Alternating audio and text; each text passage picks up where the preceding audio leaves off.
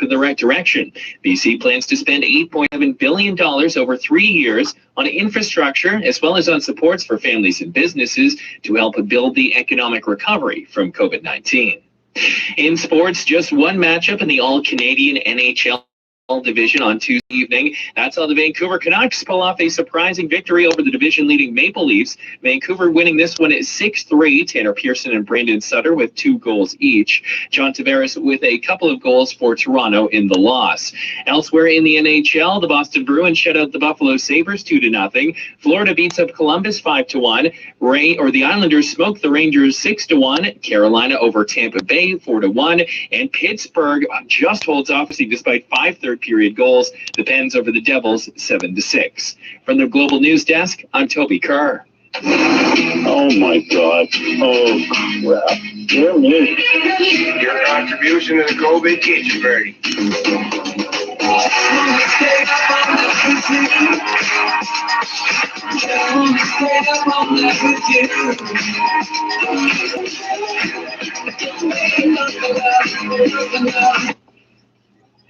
Chin Radio AM 1540, the voice of multicultural Toronto, bringing you the latest updates on COVID-19.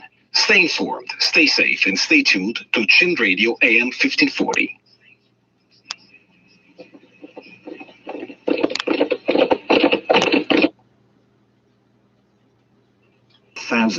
Hospitals in the capital Delhi are running low on oxygen as the country grapples with a new double mutant virus variant. Denmark's taking a major step to ease coronavirus restrictions. From today, Danes who want to enter stadiums, bars, restaurants and museums must now show a coronavirus passport. Adrian Murray has more. Access through a smartphone app, the Corona Passport is a negative test result within the last 72 hours, a certificate of vaccination or proof of a previous infection. It was first launched in earnest earlier this month when hairdressers and tattoo parlors reopened. Unlike many European countries, Denmark has avoided a third wave and is now exiting a second lockdown that began in December. However, plans to open certain businesses and cultural venues are contingent on the scan my workstation. So I'm underneath my bed right now. So it's very practical, but it's very difficult to get up there and change the sheets. All right. Ryan, the text says, to make your bed, take the mattress out of the loft. Put the bottom fitted sheet on. Put the top sheet and blankets over the long side of the mattress, leaving 6 inches overhang over the back of the mattress. Put the mattress onto the loft only halfway, though the overhang under the mattress and under the bottom of the loft. Tuck the foot under the mattress and push all the way onto the loft and tuck the front of the mattress under. Now, go into your office and pull all the blankets tight. So, Whoa. These people are going to solve the coronavirus problem. It's a way better idea. I do. About life in Russia, Steve Rosenberg, who often gets to ask questions of the president, probably not in this case. He'll be joining us in about 15 minutes' time. Let's get going. That's Newsday. Which president? And let's go straight to Minneapolis now, where a U.S. jury has found a former police officer.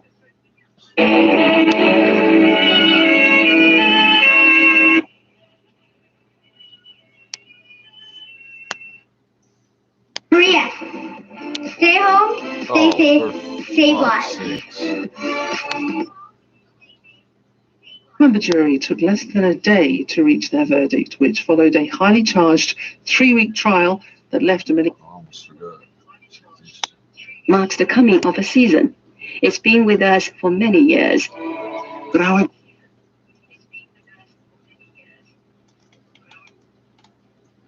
There's the hair salon with AI technology introduced. Amazon hair salon. Wow, that sounds interesting. Weird, a little bit. All that much more coming up in the hour. We've got some great songs for you as well. You can.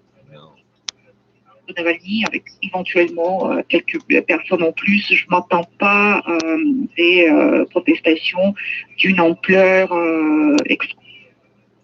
l'évoquer. Oui, Ce soir, c'est le reste, oui, club de Ligue 2. Ce soir, suite F1 des quarts de finale, le PSG face à Angers et Lyon qui accueille Monaco. Merci beaucoup. Ils sont tous en Ligue 1, c'est facile. Merci Lucie Barbarin. La météo avec vous, Christine Peña. C'est plus doux au nord qu'en Méditerranée, ça c'est rare. Mais oui, grâce au soleil, un bel ensoleillement au nord, 19 à Paris, 20 à Nantes en Méditerranée, énormément de nuages et un temps orageux, il fera seulement 16 à...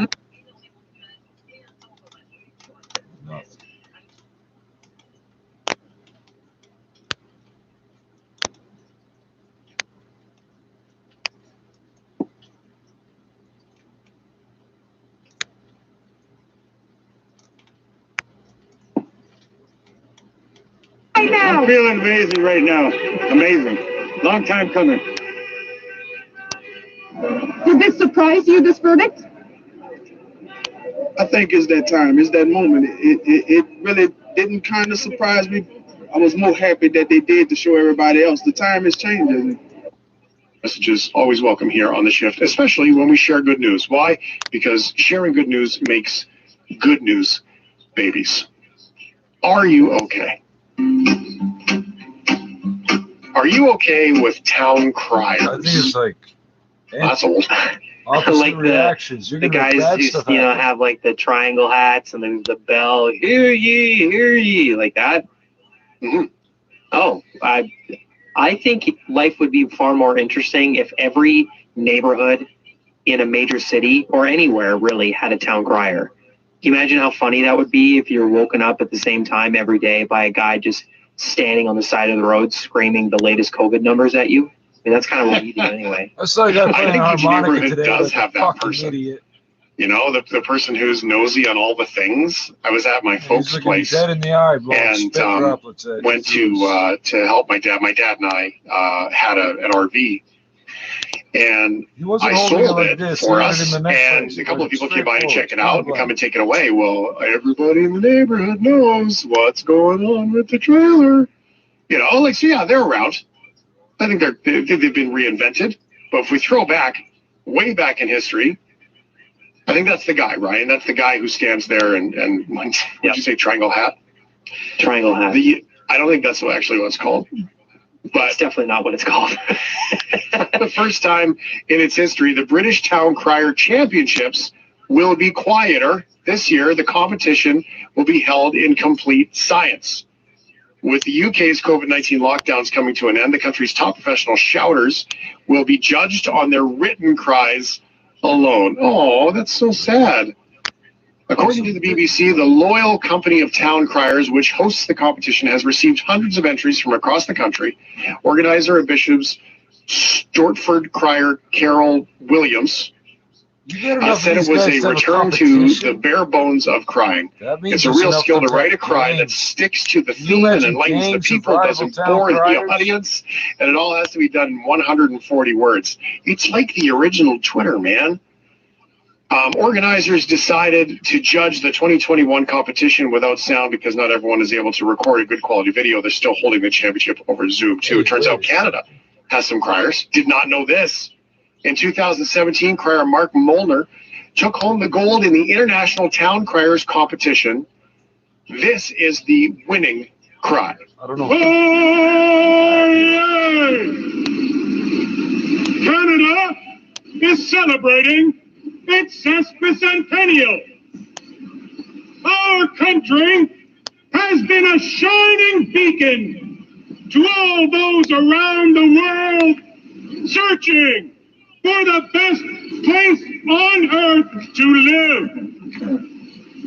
They come to experience our 4 seasons.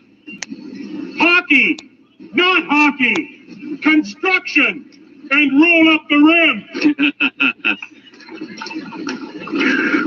They come to try our national foods. Poutine, butter tarts, Nanaimo bars, and craft dinner. We welcome people from around the world to come to Canada, which has always been, still is, and always will be the greatest place in the world to live. God save the Queen! Hey, so, you know what I've learned? I've learned that the town crier is the originator of two things. Twitter and the WWE. Yeah, he could be a WWE announcer. He's got the voice for it. Like, to sustain that volume for that length of time, I cut that down too. The original thing's like 5 minutes long, and he keeps that going the whole time. Yeah. That's cool. Tricorn hat, triangle hat from Lyle. So there we go. Thank you very much, Lyle. Tricorn. Hat. Are you okay? Better be good, motherfucker. Are you okay with your neighbors? No. Uh-oh. I think we need a bad neighbor story. 877-399-9898. Tell me your bad neighbor story. Are you okay with your neighbors, Ryan? My neighbors, as far as I know, they're great. I've barely met them. The only time I've interacted with my neighbors was when my apartment flooded with sewage and I had to run around and tell them all to stop flushing their toilets. But they were very understanding. And they're quiet. If anything, I worry that I'm too loud, but I haven't heard any complaints, so hopefully I'm not the annoying neighbor. Because psychologically, they all know. That story. That was the great tsunami of 2021 that landed in Ryan's floor. Shit, Nami. Brendan, are you a good neighbor to your neighbors, do you think? I hope so. I've got the same anxiety Ryan does there. I've recently moved to this, in the last year, this place where all the neighbors are very quiet. So my belief in the literal bodily resurrection gives me hope that systems and structures, though they may be broken, if I believe that God is building a better world and he's recreating a better world through brokenness, that he can bring back George Floyd and bring what true peace, shalom, and goodwill towards men. And yes, I believe that happens in the end for those of you who may be listening. But I also think that it is a process to the end, meaning God is also working through us right now to bring that hope of the resurrection and to bring goodwill and justice through all that. That in King's words, he is taking the neighborhood of the universe and the neighborhood of our world and making it into a brotherhood. And it's not just happening at the end, but it is happening throughout history. And so I'm hopeful that we're part of that history and that this verdict was part of that history and that people of goodwill would continue. It happened in Death Valley in the blazing desert sun. No others dared to do it, so there could be only one. Just one that passed the killing grind of sun and wind and sand.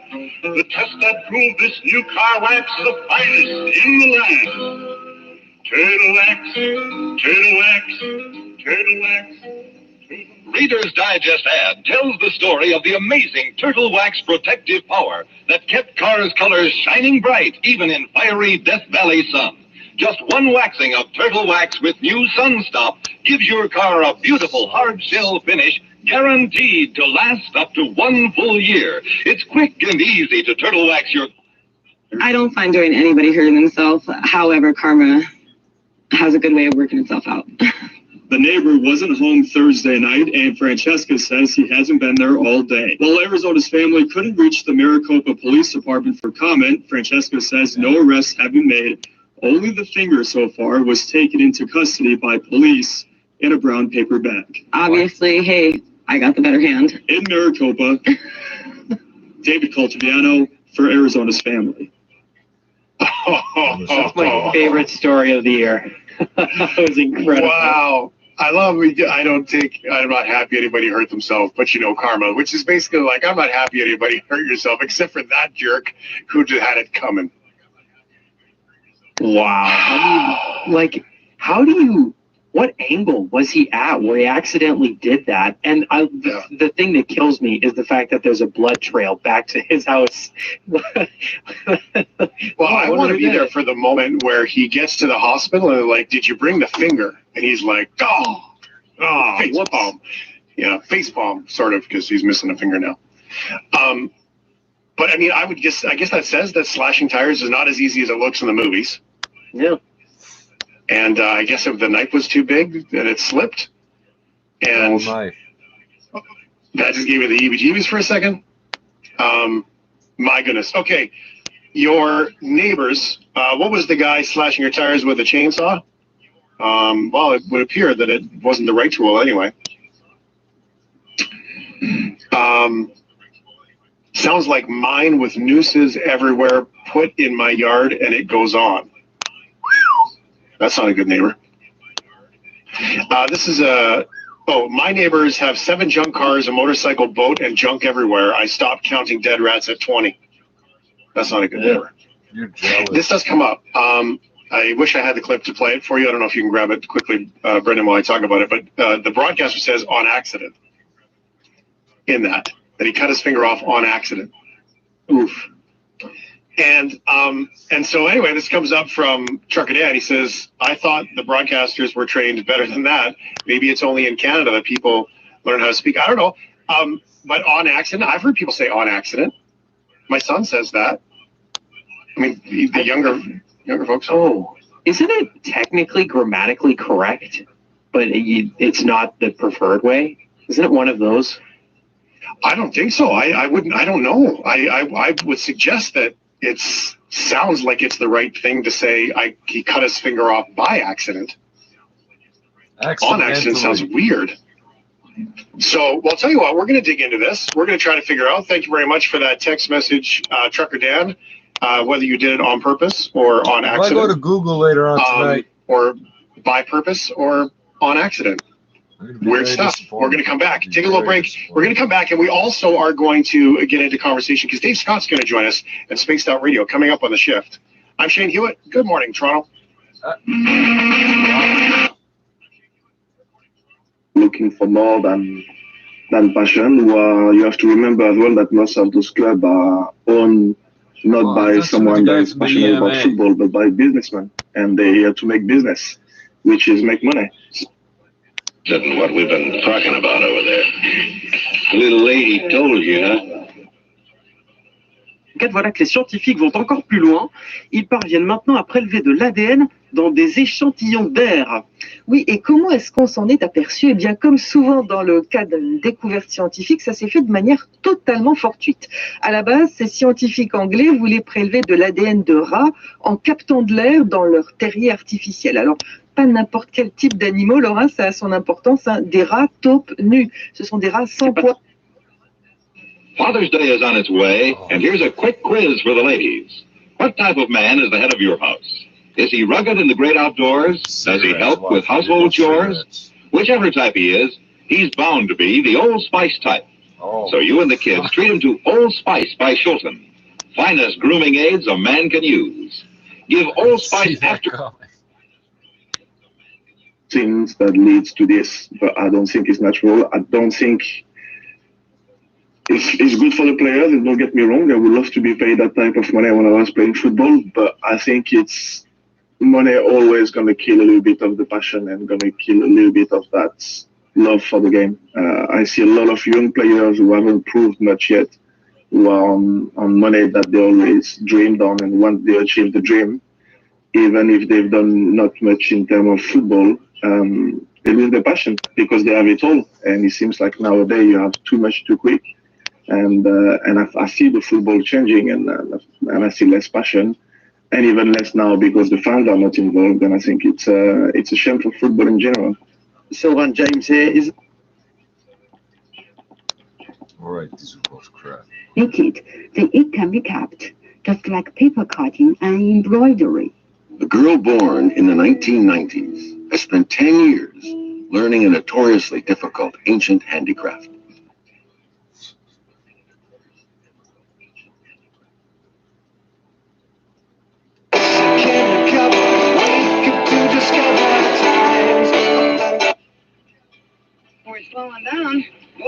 Look out here. Yeah, you're right. Yeah, sit quiet, Kitty. What's the matter? We're not slowing down. We're stopping. It's a hold-up. A hold-up? Now, don't you worry. You won't be hurt. Driver, just keep your hands up high. Yes, you covered. Okay, man. Come on out. I have nothing of value. Not you, her. Me? Now, see here. Don't make me do no arguing. Come on out, Miss Kitty. You come out, lady, or I'll fix this old geezer so his doctor won't never be able to help him. Kitty, don't do it. Oh, it's all right, Doc. That's better. Now, Doc, it's your turn. Don't you hurt him. Why, I ain't gonna hurt him none. I'm just gonna send him back to Dodge. A message for that big marshal. I'm not going to leave her. Better. Or there ain't no chance for her at all. Or for you neither. Go on, Doc. That's more like it. You head right back there and tell the marshal that I'm in the mood to do some horse trading.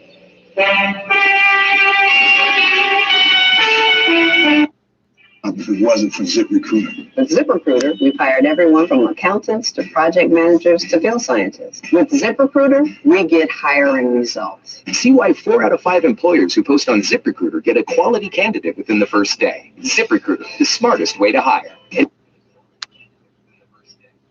To Netflix. It launched just before the pandemic, and it's got loads and loads of content for children, and it's got an awful lot of content for adults too, and things also like, say, Star Wars, which fits somewhere in between. Although it's not so bad. Statistics suggest that Americans in particular are prepared to subscribe to perhaps 2, 2.5, or even as many as 3 different services. So for now, Netflix seems to be one they want the most, but there are many alternatives developing. Andrew Wood, thank you. Live from our business desk in Hong Kong. Rested the north of Delmonico's last night. It's dark out, but we'll keep the lights on. It's The Shift with Shane Hewitt.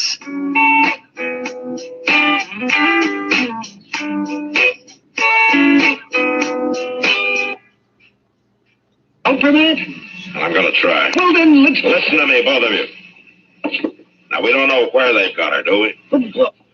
Apologies. I'm Shane Hewitt. That's Brendan Kelly and Ryan O'Donnell here.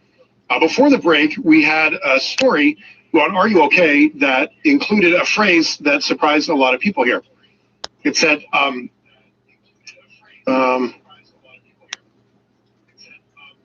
I a jerk, Larry says, for thinking that the only thing from that story that bothered me was the reporter saying the finger was severed on accident.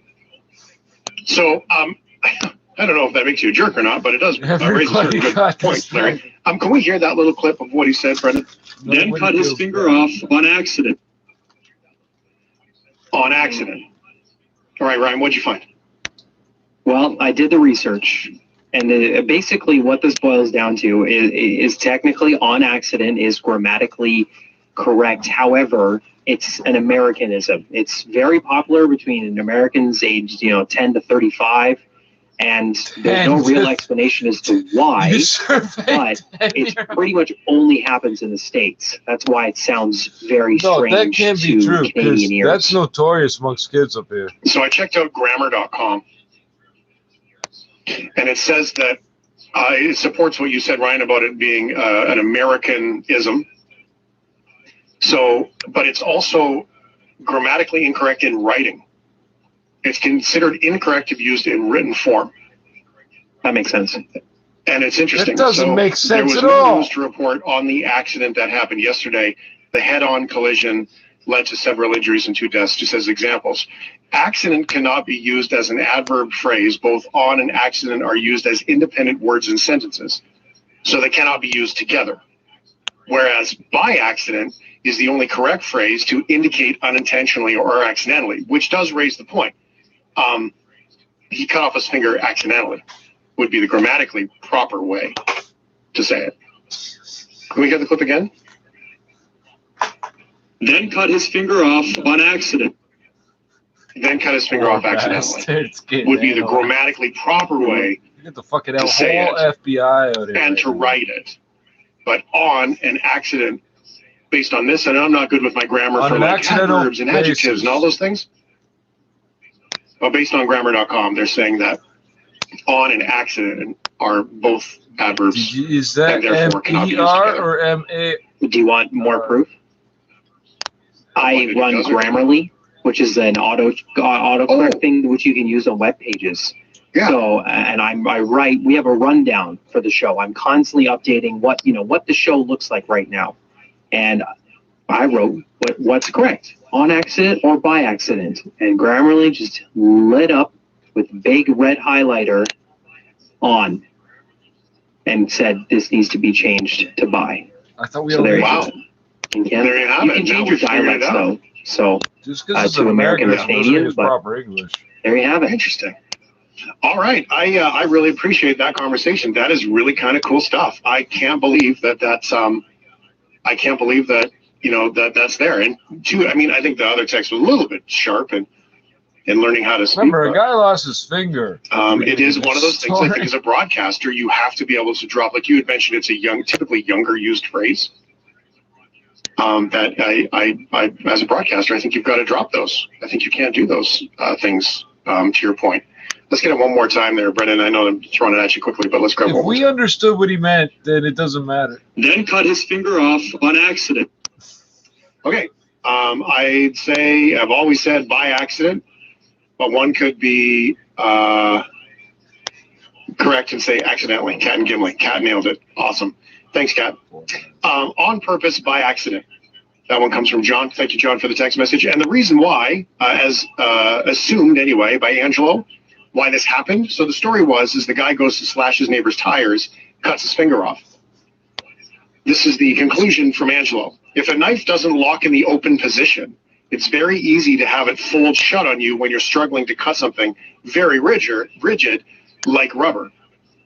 Now, Angelo, I don't want to assume that you've cut a tire before with a knife or anything and say this comes from experience. A name like Angelo. But I think your supporting comment there makes sense. You go to hit the tire, it's a folding knife, the knife is not locked, it closes, and there you go, driving away, forgetting your finger in your neighbor's driveway after trying to slash your neighbor's tires.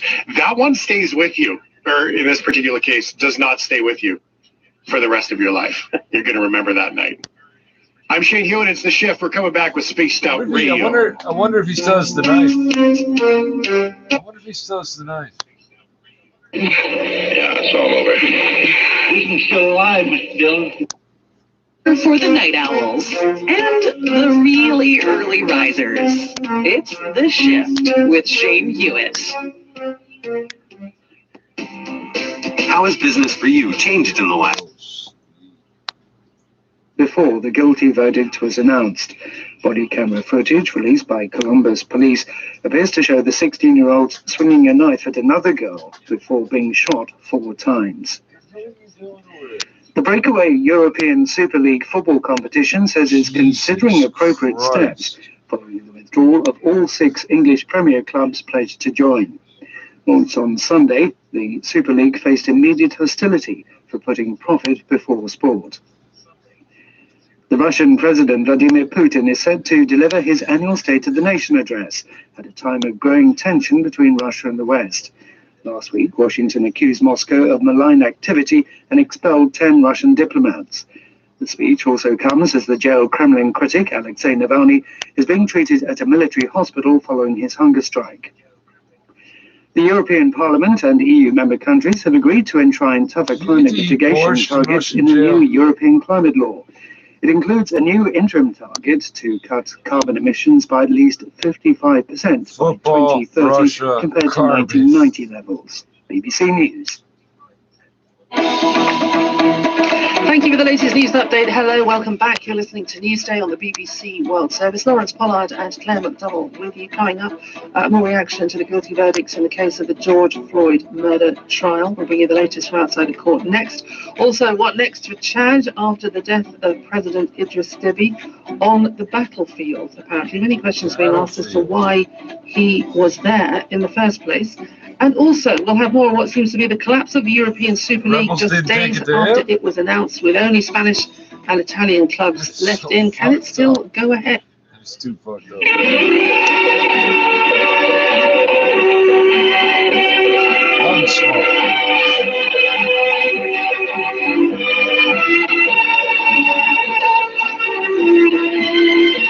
Gunsmoke. Produced and directed by Norman McDonald.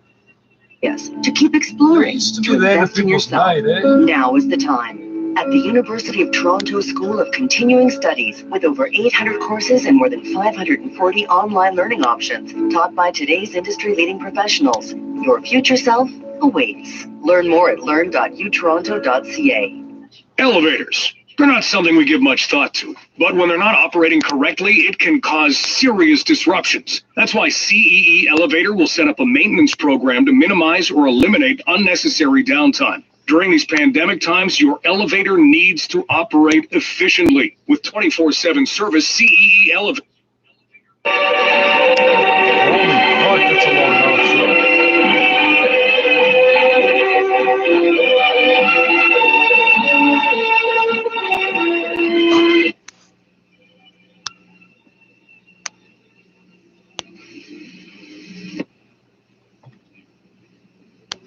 You're listening to Chin Radio AM 1540, the voice of multicultural Toronto, bringing you the latest updates on COVID-19.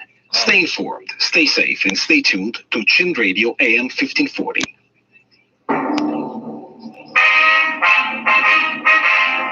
Sound off for Chesterfield. Chesterfield is best for you. I know there's other shows out there you're not playing, damn it. Our streets. COVID-19 has left far too many people homeless, but you can help. When you donate your unwanted vehicle to homeless cars, you'll receive a minimum $400 tax rebate. There's crackheads that have been out there since Continue their fight against 1988. homelessness and food insecurity. Donate a car, change a life. A single donation can provide shelter for at least 10 nights or 150 bagged meals. Make a difference today and go to homelesscars.ca. You're trying way too hard, bro. You're trying way too hard. Number two being, was reasonable force used? And as to question one, the state put on a consistent line of credible, competent, really compassionate experts, including the esteemed Dr. Tobin, who made the point in very clear terms that Mr. Floyd died of a lack of oxygen, i.e. Derek Chauvin's knee on his neck for 9.5 minutes. As to the second issue, on the question of reasonable force, over 10 police officers testified in this trial for the state, and all of them consistently said the use of force in this case was completely unjustified, was well out of step with the police policy in For all the talk of police serving and across the protecting. country. For all the talk of police serving and protecting, 10 police officers stood and watched that happen, or however many watched, and then consider it all right. As long as they testify after the fact, it's okay. They still watch this shit happen. Really looking forward to it. Maybe we're talking about Sasquatches wrestling with pod farmers. Maybe we're talking about aliens. I'm not quite sure where this is going to go. Dave Scott. Right about and Spaced Out Radio. There we go. I can hear him. Dave, are you there? How you doing, Shane? Good, brother. It's so great to hear your voice. The most pressing question, of course, is your frustration with your beard. I know that's not World of the Woo here, but I am curious. How you doing? I saw how good looking you were when you shaved, so I decided to shave mine. That's the plan, is it? I took some advice from you. But you know, can I celebrate an anniversary with you? A radio anniversary for me in this show? Yeah, please. It was 6 years ago tonight, my friend.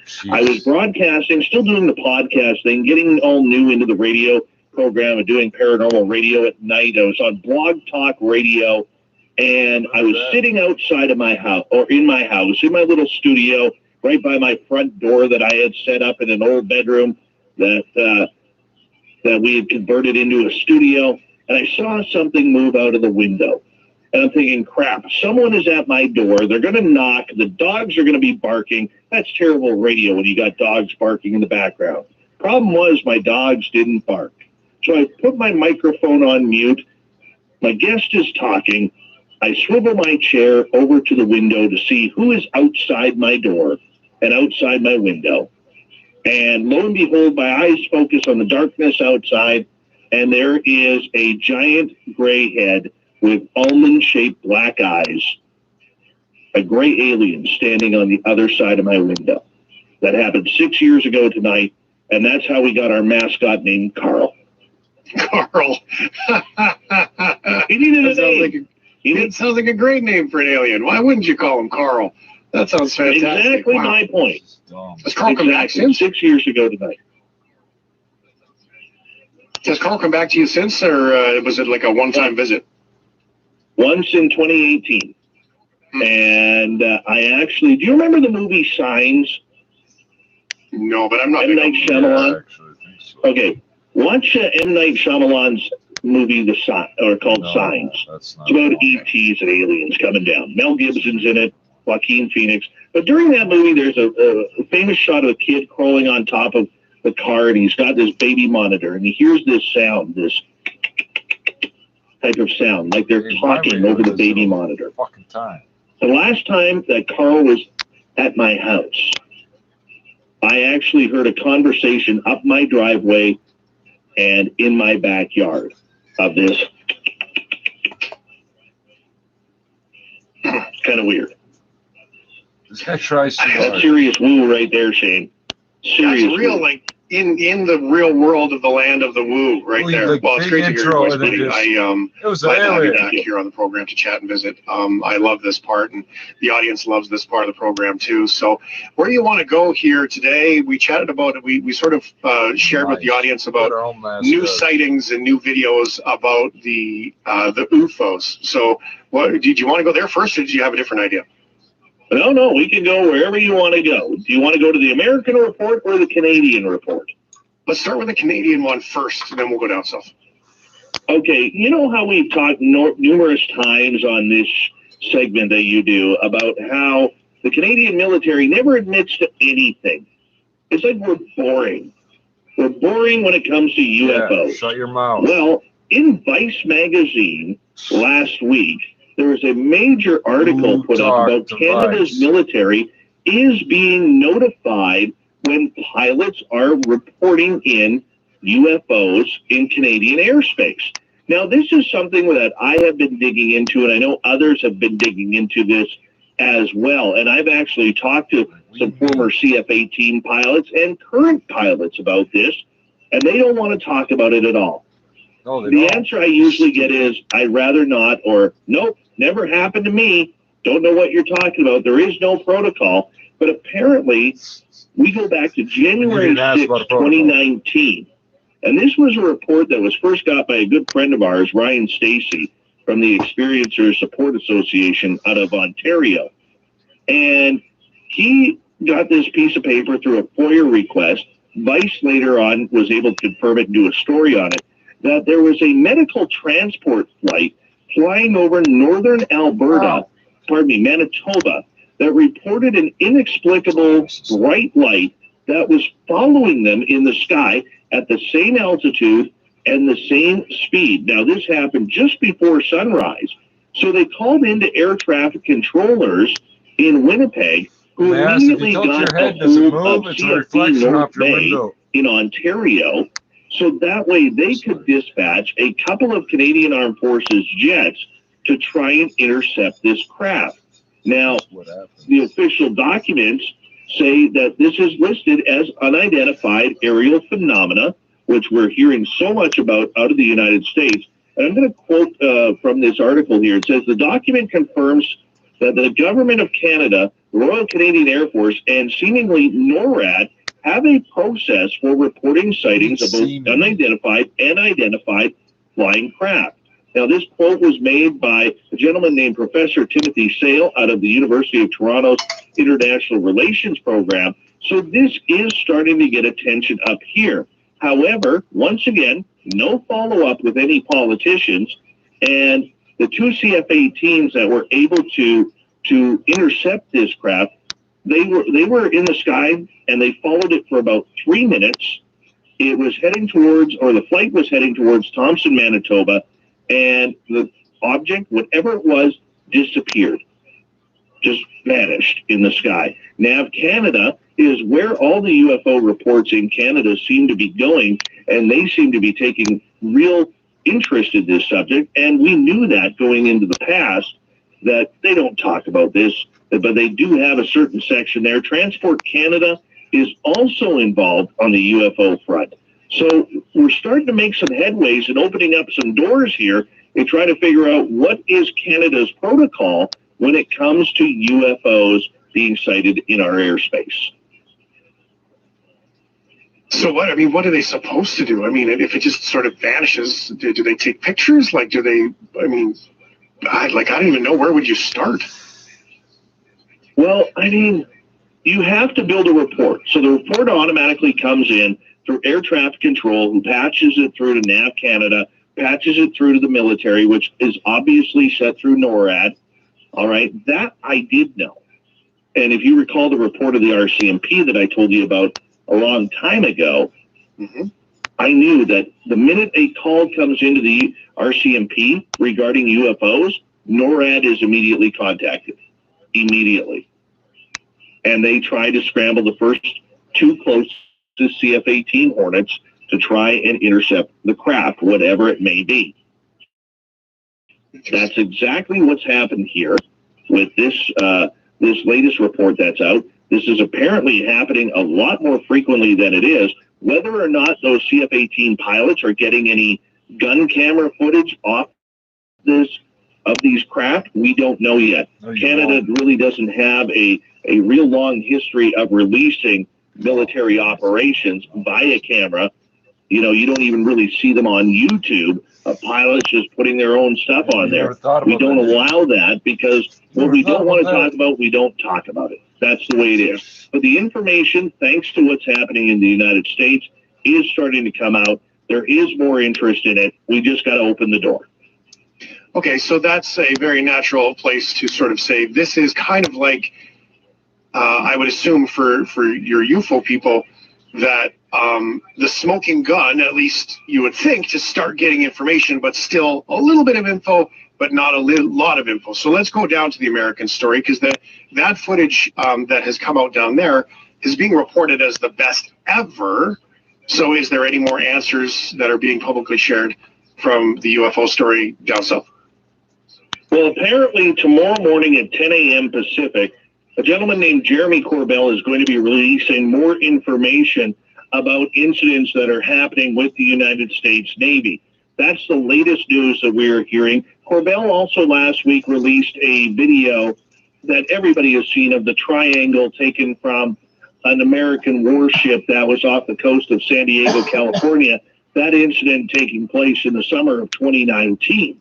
So the interesting part about these triangles and that video, I totally believe that it is real. I know there is great debate whether it's a video phenomena called bokeh that pushes everything into a triangle, makes stars look like a triangle when it's out of focus. There's a lot of debate going on, typical UFO skepticism that we see happening. But this video is probably the closest that we have to actual real UFO footage that we've seen. And most people, if you've been surfing the internet on every major news site, they've been talking about this video. It's been shown on television.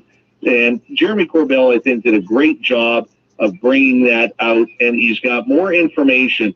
And Jeremy's really tied to Las Vegas investigative journalist George Knapp, who, as you know, 31 years ago, or 32 years ago now, helped break the story of Bob Lazar, who said he was working on spacecraft at Area 51. So it's all tied together. The information is coming out. Everything is building to June 25th. That's when the big report from the 180 days has to be released by the United States government in regards to what they know about UFOs. Now, we're not going to get a lot of juice there, Shane. We're not going to get a lot of juice. We're probably going to get a lot of pulp, but there's not going to be a lot of juice there. Now, is that just sort of, I guess, the history speaking for itself of what's going to come out of this? I mean, those pictures are pretty telling. I mean, the triangles in the photos, and they're easy to find, but there are all kinds of videos and, you know, these sort of triangle pyramid things Ow. There's no good scientific terminology there. Yeah, well, thanks. I'm not the scientist here. There's no filter on Snapchat that's going to make those things be in those photos, right? I guess is what I'm trying to get at. I mean, they look legitimately strange in the sky, and they don't look like something that we see every day. So, yeah, it also takes a couple years for even this video to come out. So, I mean, how do you chase that? Well, the only thing that you can do is take their word for it. Now, with this latest video of Jeremy Corbell's, it has been confirmed by the Pentagon and their spokesperson, Susan Goff, as being authentic, that this is unidentified aerial phenomena that we are seeing. I expect a few more of these types of videos to come out before June 25th and even after June 25th.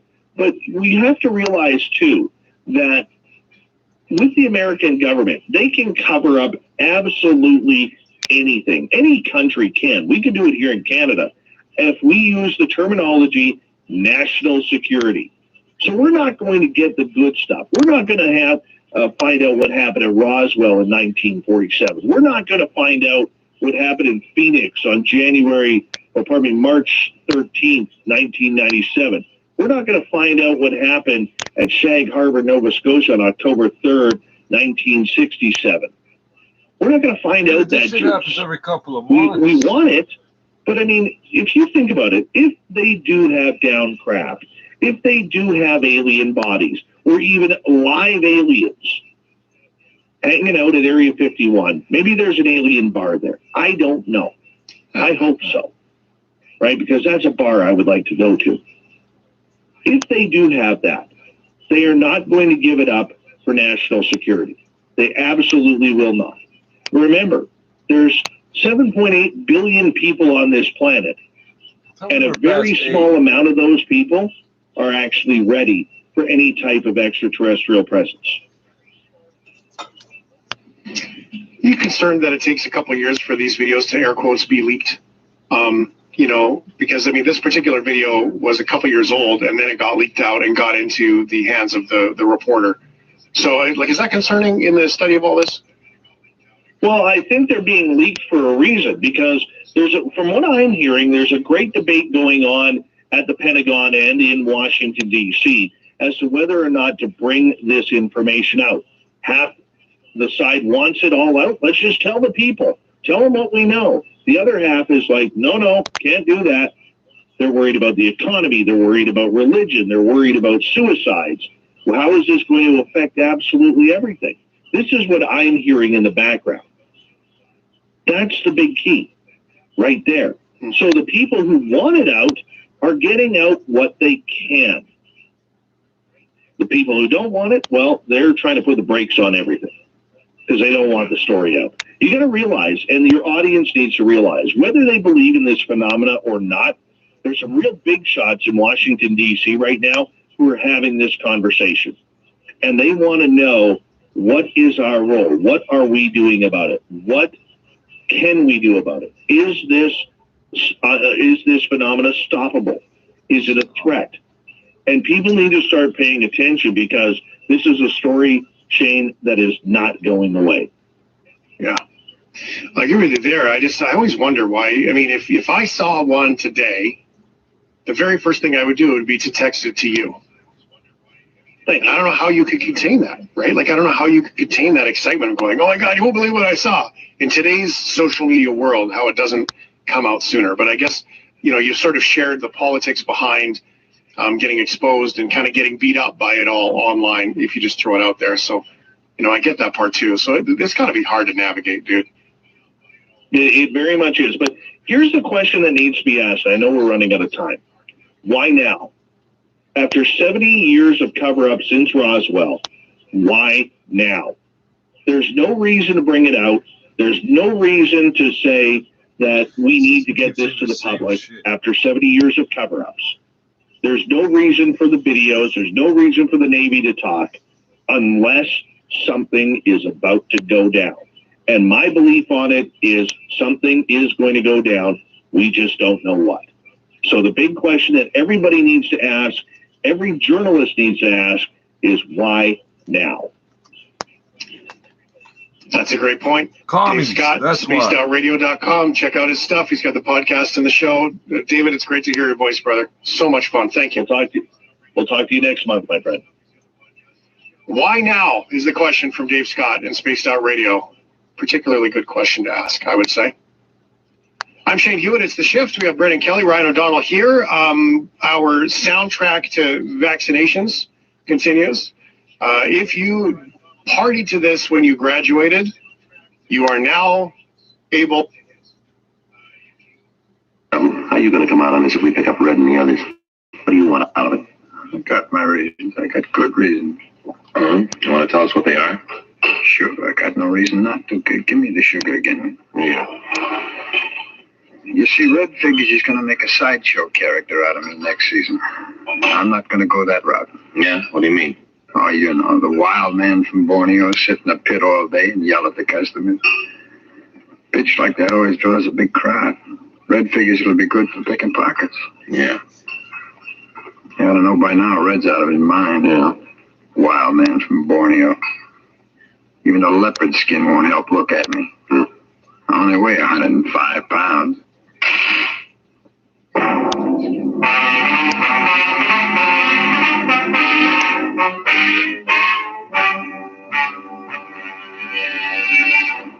You are listening to Dragon.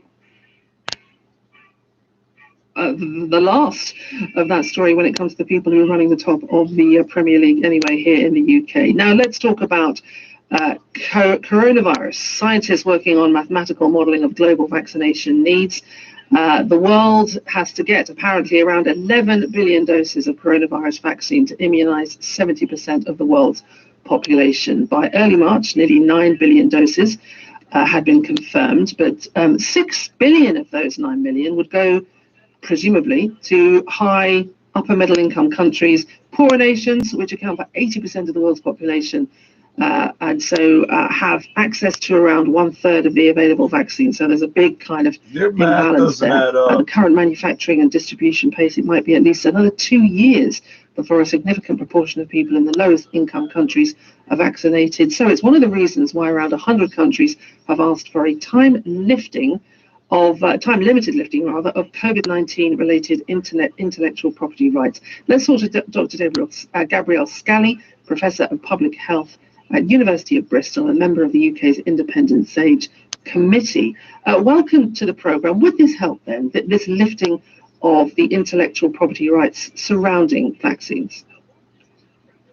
There's an enormous problem across the world with a real surge of cases, and those cases, because it's what the virus does, when it replicates, it mutates and throws up new variants.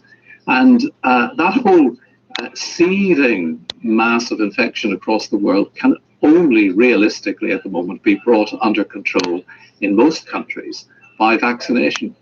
And to do that, we're going to need a huge amount of vaccine, much more than is available at the moment and much more than the companies can produce at the current vaccine production companies can produce at the moment. So it's a really amazing international effort to try and step up production by removing for a temporary period and for just for the COVID-19 vaccines this patent law that restricts companies from making products, vaccines that have been developed elsewhere. So it's really. I just wanted to ask you: is it countries or companies that are blocking this idea of a patent waiver? Because the Biden administration is said to have been considering dropping their opposition to this waiver. I mean, so that would maybe lead the way for other countries to follow suit. It's a mixture of both at the moment, companies and some countries. But that pressure on the governments of countries, and after all, this is international law, so the governments make international law, and the governments can set aside international law. So the governments and the countries are most important. The companies are in the background, and they are, by and large, keeping quiet about it. But we do know that they worry about patent law, and they worry about the international protection of their rights, their property rights. But we are in such a crisis at the moment that this is an extraordinary step. And there was an amazing letter from 170 former heads of state or prime ministers and Nobel Prize winners last week, which was begging essentially the current world leaders to do something about this and allow the unused vaccine manufacturing capacity that exists around the world, allow that to be brought into operation to make COVID-19 vaccines for everyone. That happens. We will have to leave it there. Dr. Gabriel Scally, Professor of Public Health at the University of Bristol. Thank you. Let's spend the last moments of the program thinking of George Floyd, a man who had been in trouble, tried to turn it round, worked with churches, the Salvation Army, went to Minneapolis in search of redemption and found something else. But as we've been hearing throughout the program, his life ended up making history, and people will long be saying his name. Big Floyd, as friends knew.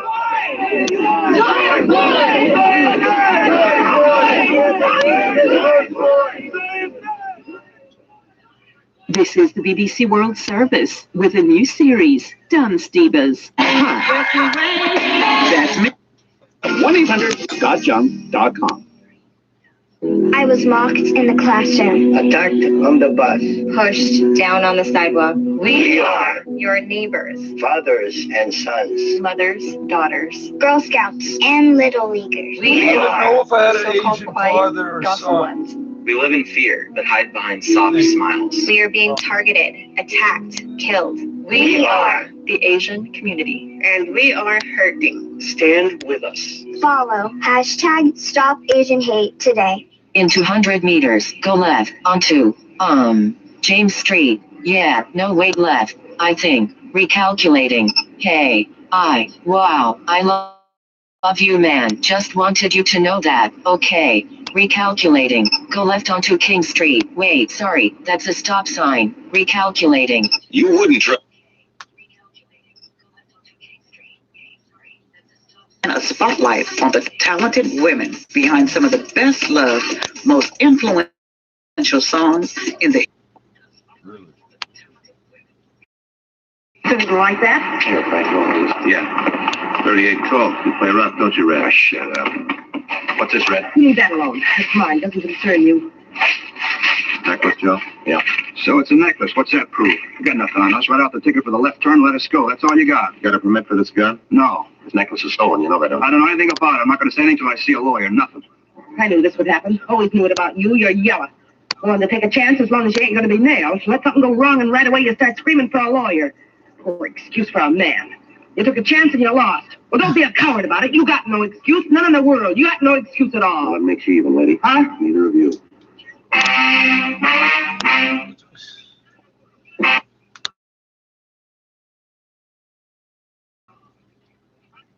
Biden has urged Americans to come together to prison when he's sentenced in 8 weeks. Meantime, U.S. President Joe Biden is praising the conviction, calling it a turning point for the country. This is a time for this country to come together, to unite as Americans.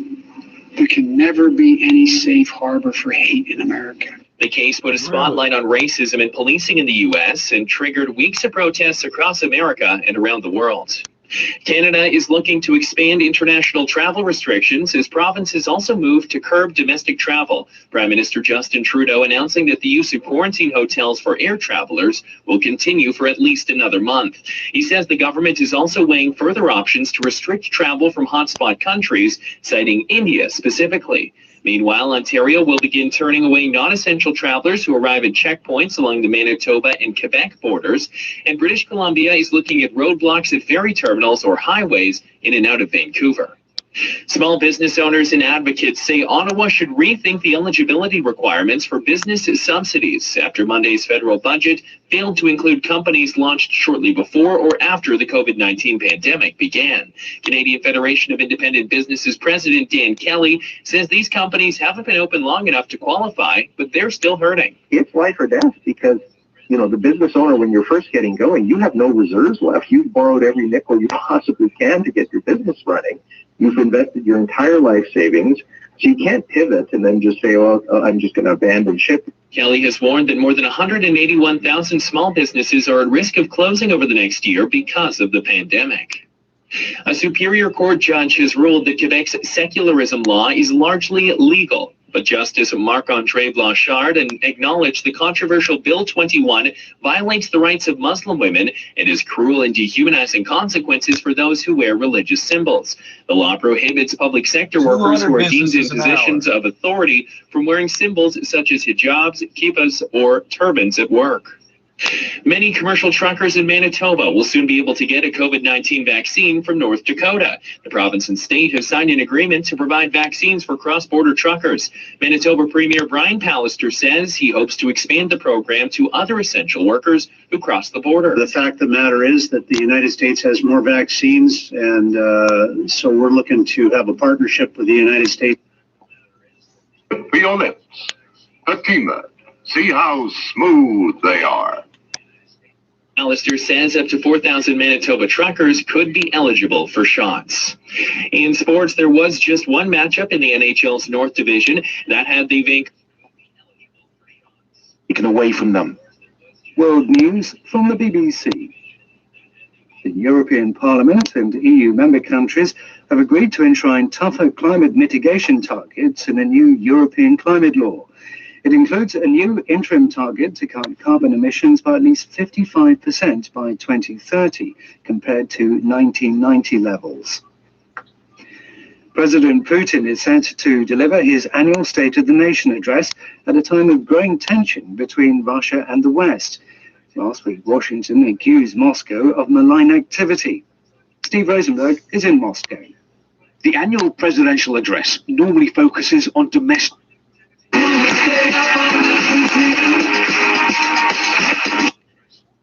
Mounted police in his relentless pursuit of lawbreakers. One king.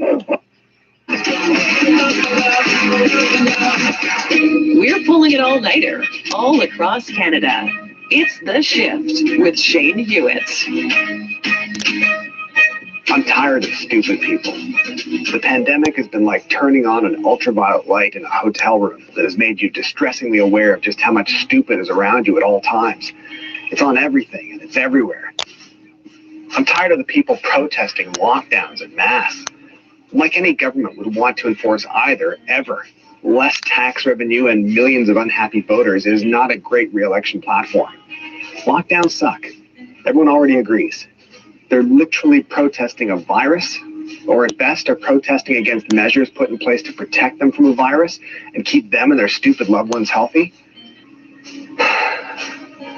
I'm tired of the people who have not been directly impacted by this virus telling us they should be able to live their lives without any issue, either completely oblivious to how viruses work or moronically selfish, like someone who says they shouldn't have to get out of the pool just because a bunch of people crapped in the deep end.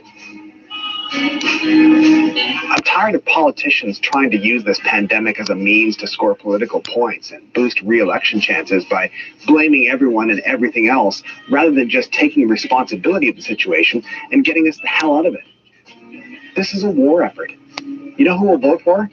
The politicians who get us out of this.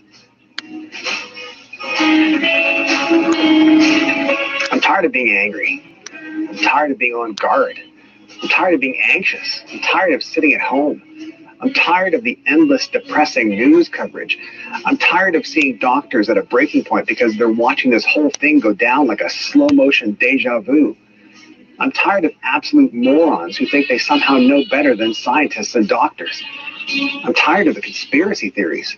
I'm tired of watching people ignore the rules and then inevitably turn into cautionary tales. I'm tired of wearing masks. I'm tired of social distancing.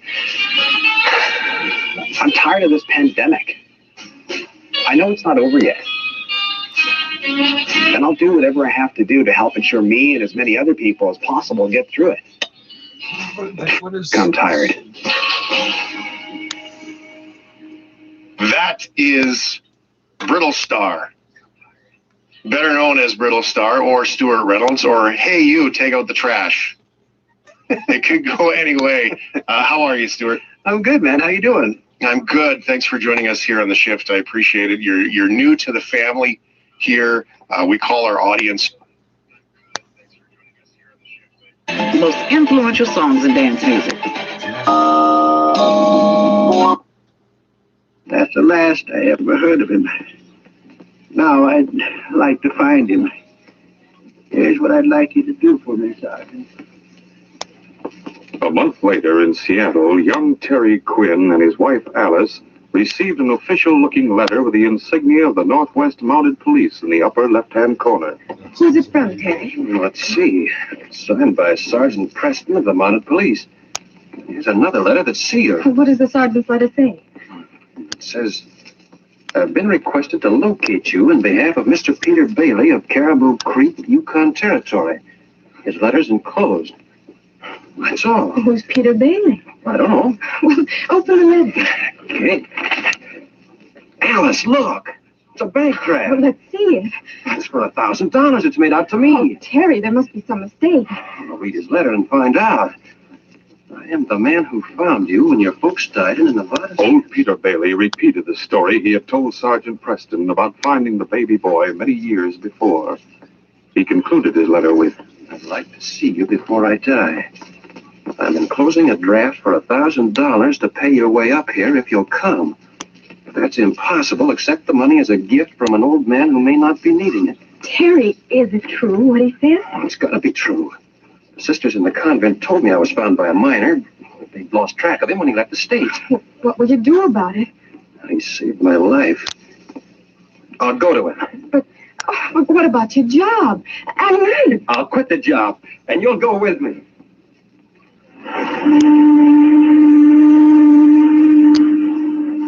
It was still summer when Terry Quinn and his wife Alice arrived in the Yukon. The trip by boat down the great Yukon River to Dawson had been one wonderful surprise after another. I'll have to start packing, Alice. Purser says we'll arrive in Dawson in less than an hour. Terry, does Mr. Bailey know you're bringing your wife? Sure. When I cabled Sergeant Preston that I'd come, I told him I was bringing you. Now, honey, let's get back and go to shore. As the river steamer far north nosed into the landing at Dawson, the usual crowd of spectators was on hand to greet the new arrivals. Some through curiosity, and others who had friends aboard. However, there were two men who had different reasons for being there. One of them was Red Miller, a confident man still in his early 30s. His companion was Joe Ajax. See anyone in that crowd who looks like a sucker rat? No, I don't, Joe. Mighty slim pickings, if you ask me. Take that young couple climbing into the hack. They haven't got much more than their fare up here. And seedy, all right. Hey, he got something under his pocket when he climbed into the hack. I see it. Sneak over there and put your foot on it till the hack pulls out. Then pick it up. I'll get it. Wait for it.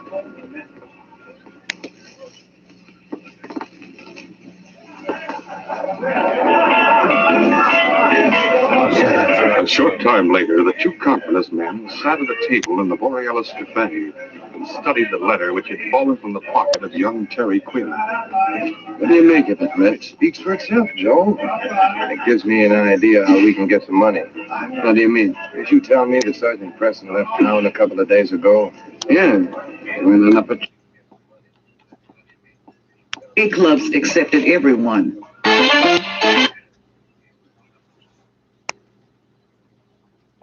European Union in 2020, imports and exports both increasing despite the COVID-19 pandemic. Data from Eurostat shows that EU imports from China grew by 5.6% year on year to over 380 billion euros, or 460 billion US dollars, while exports rose by 2% to 200 billion euros. Gennady Besanov is Secretary General of the International Coordinating Council on Trans-Eurasian Transportation. He says increased international cooperation on building transportation networks will help foster the momentum of trade across all of Eurasia. I have very good and bright perspective to increase our cooperation, and we should make some measures to develop our cooperation of creation new infrastructure, new technology, and I think we have very good experience in this way. With the pandemic hitting international transportation severely, China-Europe freight train service continues to play a pivotal role in overland transportation among countries across the vast transcontinental region. As shown by the rising number of trains, the new routes, and the volume of goods. The number of journeys made by China-Europe freight trains rose by 75% year-on-year in the first quarter of this year to reach nearly 3,400. Last year, the total exceeded 10,000 for the first time.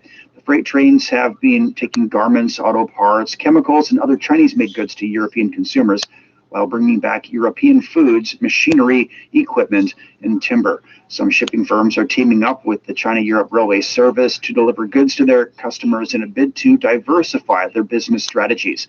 More on this, Guo Yan spoke with Jens Eskelund, Managing Director of Maersk China and Vice President of the European Union Chamber of Commerce in China. A barrage of black swan incidents, such as the pandemic, have put enormous strain on the global supply chain over the past year. To what extent will the disruptions and turmoil over the past year reshape global transport in the future? I think it's important also to realize that I think in many ways the international transport chains have also demonstrated enormous resilience. We have seen in China, for example, even when the epidemic was at the highest level, back in late winter last year in February and March, the ports were still operating. We were still sailing our ships. So even though the whole world was closing down, international transport chains actually continued to function as they should. You know, food arrived at dinner tables and life-saving PPE went from China to all over the world. So in many ways it has been a success story, and I think it's important to keep that in mind. Maersk has launched its first land cargo service, which connects Xi'an to Izmit in Turkey. What made Maersk choose Xi'an in northwest China? I mean, what influenced Maersk to shift part of its focus from coastal ports to some hinterlands in China?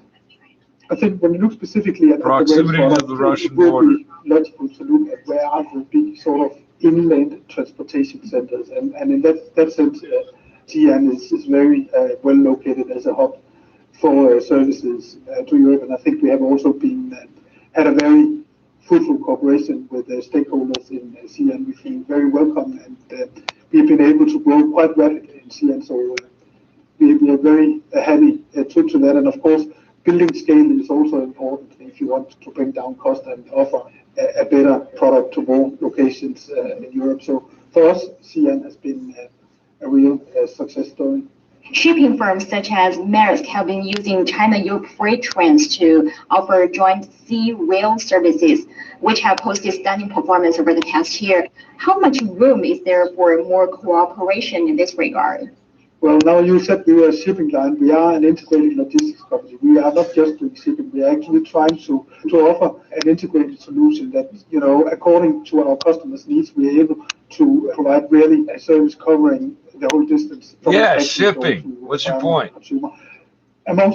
One of the reasons of that is, of course, as we talked before, that it will allow us to build resilience. It will allow us to create transparency, and it will allow us to simplify the supply chains of our customers. And rail is part of that.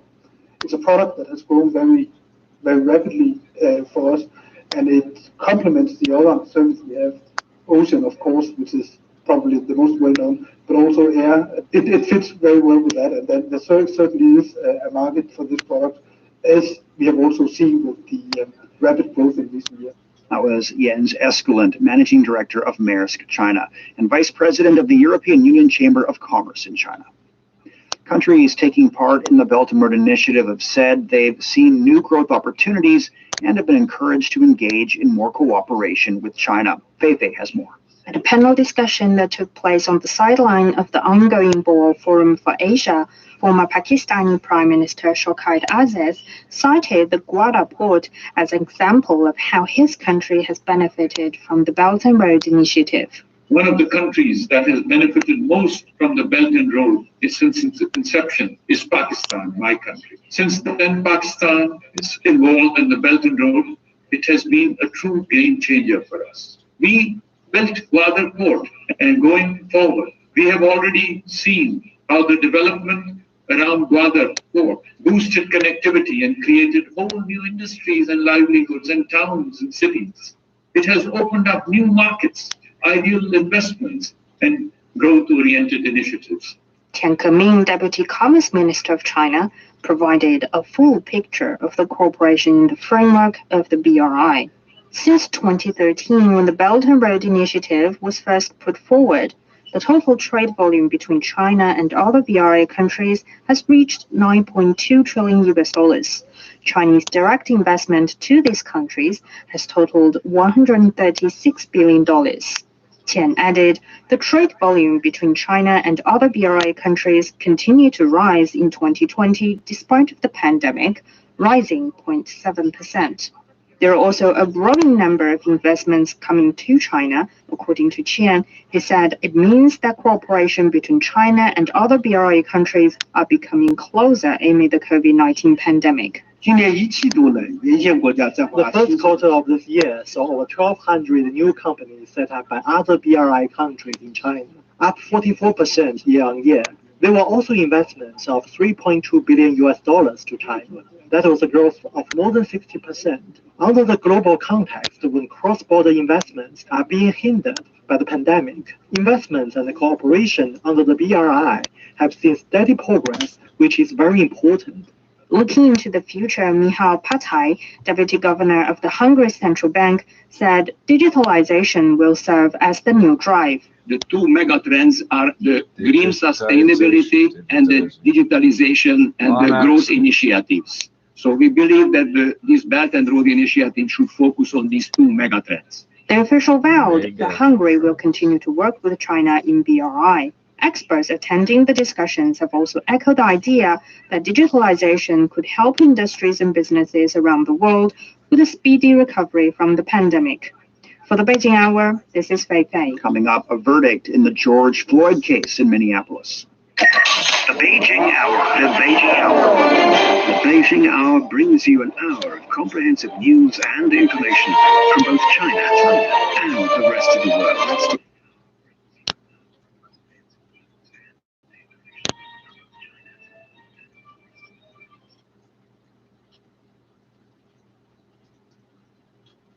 Walk to the store and buy you a bouquet of flowers and then say, I think you look really nice in your dress today. Here, I wanted to buy you some flowers. I mean, that's not a part of its program. So it's kind of romance can also be programmed into the AI robots.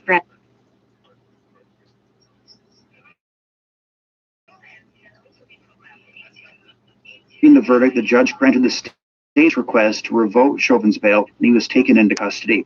Chauvin could face prison sentences of roughly 12 years for the second-degree murder charge, 12 years for the third-degree murder charge, and 4 years for the second-degree manslaughter charge. He is likely to avoid the maximum sentence of 40 years in prison on the highest charge of second-degree murder, since he has no previous criminal record.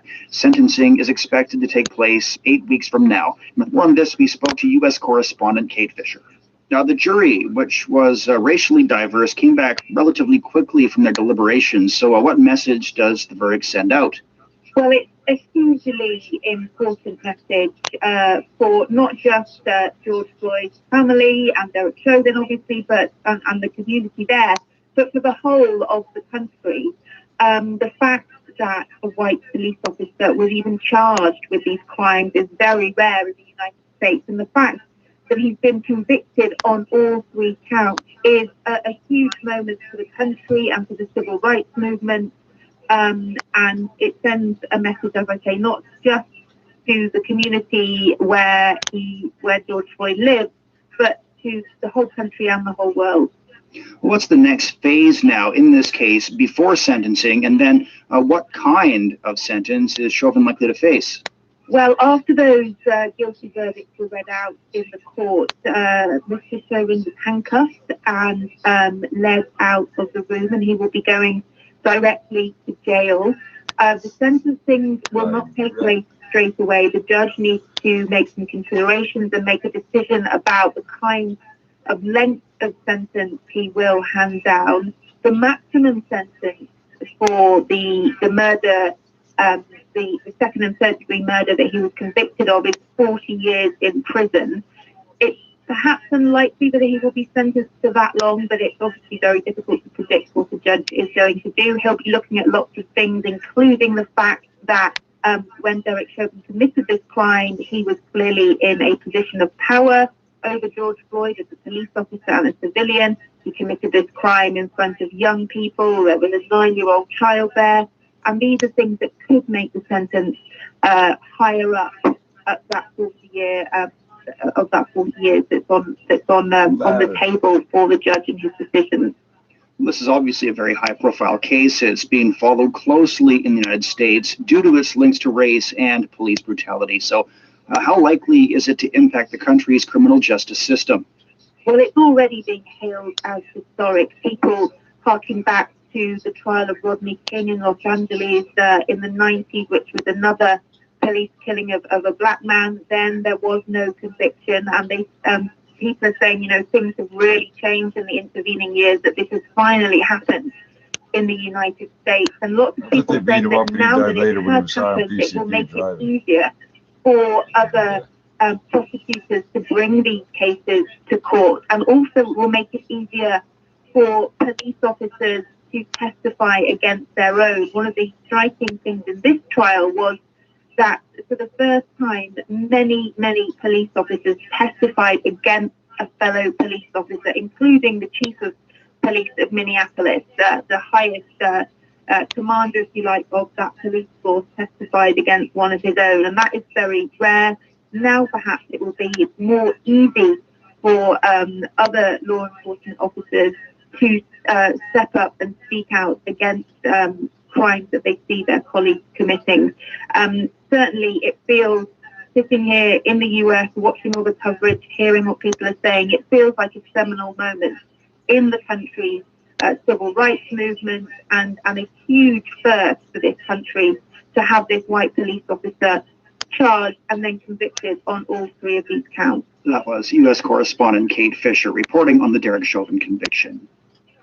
24 past the hour. The European Medicines Agency has found a possible link between the Johnson & Johnson COVID-19 vaccine and blood clots. However, EMA Safety Committee Chairperson Sabine Strauss says they still can't say with certainty exactly what is causing the problem. What we do have is an explanation what's happening once somebody gets this probably immune-related adverse event. We then know that platelets start clotting, that there is at the same time clotting in certain areas that are very unusual, but we do not yet know what is the cause, the actual cause of this occurring. But despite the finding, the agency still insists the vaccine's benefits outweigh the risks. It ruled that a warning over the unusual blood clots should be added to the label. Emer Cook is the executive director of the European Medicines Agency. What we want to do is make sure that people have the facts and the information available to them to take action in case of these severe, of these possible and very rare side effects. But I have to stress again that they are very rare. The agency says it considered all the evidence available, which consisted of 8 cases of blood clots associated with low blood platelets, including one death. All the cases occurred in people under the age of 60 in the United States, where over 7 million people have received the Johnson & Johnson vaccine. The agency says the cases linked with the Johnson & Johnson vaccine are similar to those identified for the AstraZeneca vaccine.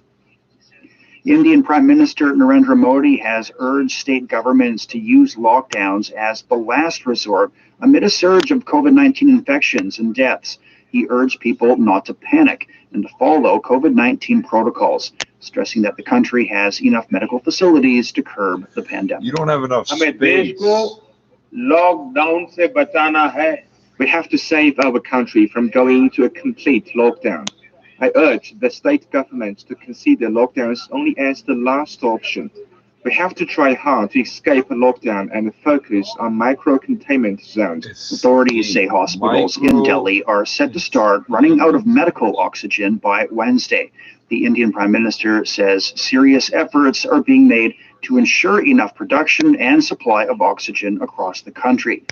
India recorded nearly 250,000 new cases between Monday and Tuesday, raising the total to more than 15 million people, with deaths topping 180,000. Mexico launched its immunization plan against COVID-19 for teachers and other educational personnel in 5 states on Tuesday, with vaccines from Chinese pharmaceutical firm CanSino after announcing the return to in-person classes in some states in 2 weeks. Deputy Health Minister Hugo Lopez-Gatell says nearly 530,000 teachers are expected to be immunized in these states, both in private and public schools, from elementary to university level, with a gradual extension to other states. The Mexican government plans to inoculate more than 3 million people in the education sector with CanSino vaccines, which only require 1 dose. Over 14.5 million people have been vaccinated in Mexico as of Monday, mostly over 60 years old and medical personnel, while more than 18.8 million vaccines have been distributed. Non-essential activities, including academic activities at all levels, have been suspended in the country since March of last year. With the vaccination campaign, the plan is to return to the classroom this year. As of Monday, Mexico had accumulated more than 2.3 million COVID-19 cases and over 212,000 deaths from the disease. It's time for a short break. So far this hour, the Chinese president's keynote speech, the Forum for Asia, called for solidarity in the fight